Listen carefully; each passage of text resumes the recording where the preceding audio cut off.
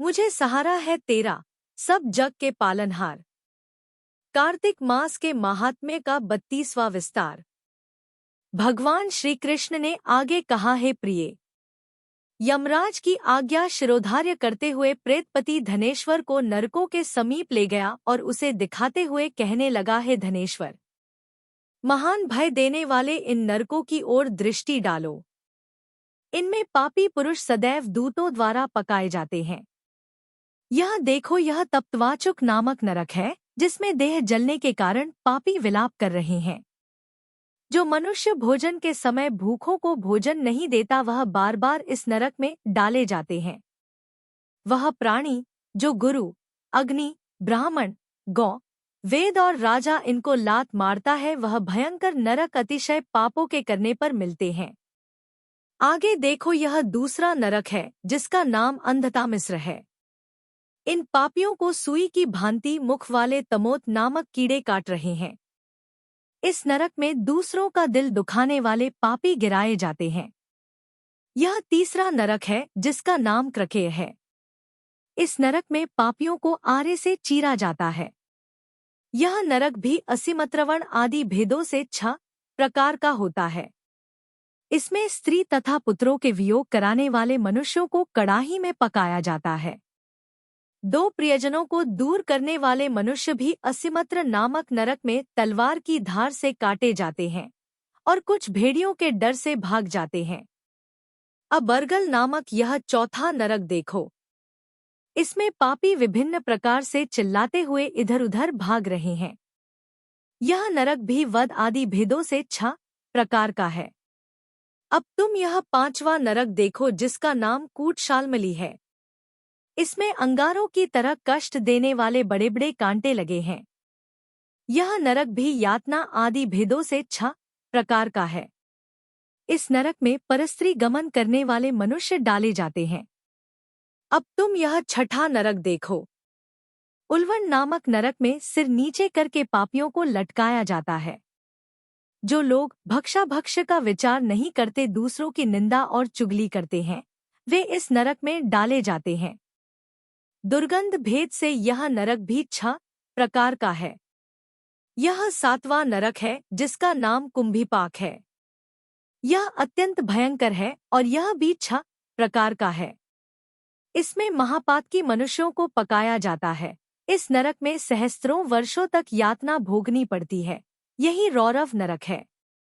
जो पाप इच्छारहित किए जाते हैं वह सूखे और जो पाप इच्छापूर्वक किए जाते हैं वह पाप आर्द्र कहलाते हैं। इस प्रकार शुष्क और आर्द्र भेदों से यह पाप 2 प्रकार के होते हैं। इसके अलावा और भी अलग अलग 84 प्रकार के पाप है। 1. अपक्रीन, 2. पाडाक्ते, 3. मलिनीकरण, 4. जातिभ्रंशकरण, 5. उपाय, 6. अतिपाप, 7. महापाप। यह 7 प्रकार के पातक हैं। जो मनुष्य जैसा कर्म करता है उसे इन 7 नरकों में उसके पाप कर्मों के अनुसार पकाया जाता है।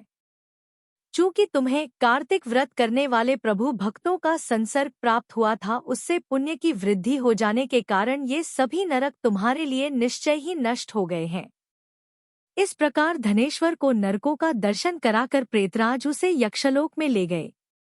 वहां जाकर उसे वहां का राजा बना दिया। वही कुबेर का अनुचर धनक्षय के नाम से प्रसिद्ध हुआ। बाद में महर्षि विश्वामित्र ने उसके नाम पर तीर्थ बनाया था। कार्तिक मास का व्रत महाफल देने वाला है। इसके समतुल्य अन्य कोई दूसरा पुण्य कर्म नहीं है। जो भी मनुष्य इस व्रत को करता है तथा व्रत करने वाले का दर्शन करता है उसे मोक्ष की प्राप्ति है। दया दृष्टि कर हृदय में भव भक्ति उपजाओ। 33वां अध्याय लिखो, कृपा दृष्टि बरसाओ। सूत जी ने कहा, इस प्रकार अपनी अत्यंत प्रिय सत्यभामा को यह कथा सुनाकर भगवान श्री कृष्ण संध्योपासना करने के लिए माता के घर में गए। यह कार्तिक मास का व्रत भगवान विष्णु को अति प्रिय है तथा भक्ति प्रदान करने वाला है। 1. रात्रि जागरण, 2. प्रात काल का स्नान, 3. तुलसी वट सिंचन, 4.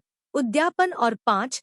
दीपदान यह 5 कर्म भगवान विष्णु को प्रसन्न करने वाले हैं, इसलिए इनका पालन अवश्य करना चाहिए। ऋषि बोले, भगवान विष्णु को प्रिय, अधिक फल की प्राप्ति कराने वाले, शरीर के प्रत्येक अंग को प्रसन्न करने वाले कार्तिक माहात्म्य आपने हमें बताया। यह मोक्ष की कामना करने वालों अथवा भोग की इच्छा रखने वाले मनुष्यों को यह व्रत अवश्य ही करना चाहिए। इसके अतिरिक्त हम आपसे एक बात पूछना चाहते हैं कि यदि कार्तिक मास का व्रत करने वाला मनुष्य किसी संकट में फंस जाए या वह किसी वन में हो या व्रती किसी रोग से ग्रस्त हो जाए तो उस मनुष्य को कार्तिक व्रत को किस प्रकार करना चाहिए? क्योंकि कार्तिक व्रत भगवान विष्णु को अत्यंत प्रिय है और इसे करने से मुक्ति एवं भक्ति प्राप्त होती है, इसलिए इसे छोड़ना नहीं चाहिए। श्री सूत जी ने इसका उत्तर देते हुए कहा, यदि कार्तिक का व्रत करने वाला मनुष्य किसी संकट में फंस जाए तो वह हिम्मत करके भगवान शंकर या भगवान विष्णु के मंदिर जो भी पास हो उसमें जाकर रात्रि जागरण करे। यदि व्रती घने वन में फंस जाए तो फिर पीपल के वृक्ष के नीचे या तुलसी के वन में जाकर जागरण करे। भगवान विष्णु की प्रतिमा के सामने बैठकर विष्णु जी का कीर्तन करे। सा करने से सहस्त्रों गायों के दान के समान फल की प्राप्ति होती है। जो मनुष्य विष्णु जी के कीर्तन में बाजा बजाता है उसे वाजपेय यज्ञ के समान फल की प्राप्ति होती है और हरि कीर्तन में नृत्य करने वाले मनुष्यों को सभी तीर्थों में स्नान करने का फल प्राप्त होता है। किसी संकट के समय या रोगी हो जाने और जल न मिल पाने की स्थिति में केवल भगवान विष्णु के नाम मात्र से मार्जन ही कर लें। यदि उद्यापन न कर सके तो व्रत की पूर्ति के लिए केवल ब्राह्मणों के प्रसन्न होने के कारण विष्णु जी प्रसन्न रहते हैं। यदि मनुष्य दीपदान करने में असमर्थ हो तो दूसरे की दीप की वायु आदि से भलीभांति रक्षा करे। यदि तुलसी का पौधा समीप न हो तो वैष्णव ब्राह्मण की ही पूजा कर ले, क्योंकि भगवान विष्णु सदैव अपने भक्तों के समीप रहते हैं। इन सबके न होने पर कार्तिक का व्रत करने वाला मनुष्य ब्राह्मण, गौ, पीपल और वटवृक्ष की श्रद्धापूर्वक सेवा करे। शौनक आदि ऋषि बोले, आपने गौ तथा ब्राह्मणों के समान पीपल और वट वृक्षों को बताया है और सभी वृक्षों में पीपल तथा वट वृक्ष को ही श्रेष्ठ कहा है, इसका कारण बताइए। सूत जी बोले, पीपल भगवान विष्णु का और वट भगवान शंकर का स्वरूप है। पलाश ब्रह्मा जी के अंश से उत्पन्न हुआ है। जो कार्तिक मास में उसके पत्तल में भोजन करता है वह भगवान विष्णु के लोक में जाता है। जो इन वृक्षों की पूजा, सेवा एवं दर्शन करते हैं उनके सभी पाप नष्ट हो जाते हैं।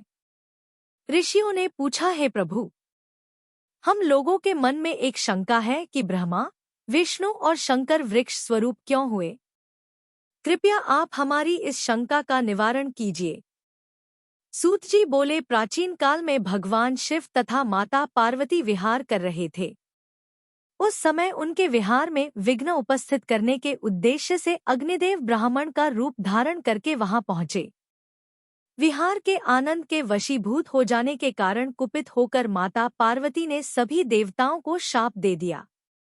माता पार्वती ने कहा, हे देवताओं, विश्व सुख से कीट पतंगे तक अनभिज्ञ नहीं है।